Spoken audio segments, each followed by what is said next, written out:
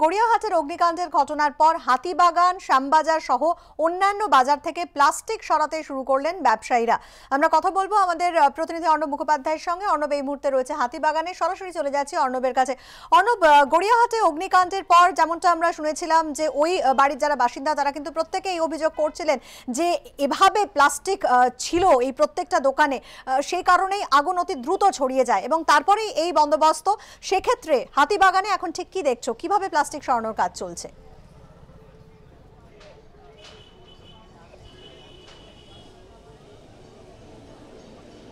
দেখো, গতকালই মেয়র ফিরহাদ হাকিম তিনি হুঁশিয়ারি দিয়েছিলেন যে ফুটপাতগুলোকে এরকম যৌতুকগৃহ বানিয়ে রাখতে তিনি দেবেন না, এবং সেই অনুযায়ী তিনি অনুরোধ করেছিলেন হকারদের কাছে যাতে করে এই সমস্ত কিছু সরিয়ে নেওয়া হয় প্লাস্টিকগুলো। আজকে তার পরিপ্রেক্ষিতে কলকাতা পুরসভায় একটি বৈঠকও ডাকা হয়েছে হকার ইউনিয়নের নেতাদের সঙ্গে। কিন্তু এই ফিরহাদ হাকিম মেয়রের এই অনুরোধের পরপরই হাতিবাগান অঞ্চলে ডেপুটি মেয়র অতীন ঘোষ তিনি হকার ইউনিয়নগুলোকে নির্দেশ দেন যাতে করে তারা অন্তত তাদের ইউনিয়নের মধ্যে থাকা সমস্ত হকারেরা প্লাস্টিক খুলে ফেলেন, এবং সেই অনুযায়ী আজ সকাল থেকে ঘোষণা করা হচ্ছে প্লাস্টিক খুলে ফেলার জন্য।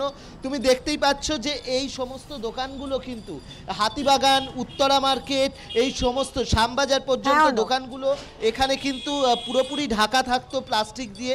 সেই দোকানের প্লাস্টিকগুলো ইতিমধ্যেই খুলে ফেলা হয়েছে। অনেক ধন্যবাদ অর্ণব তোমাকে, সেই ছবি আমরা দেখলাম।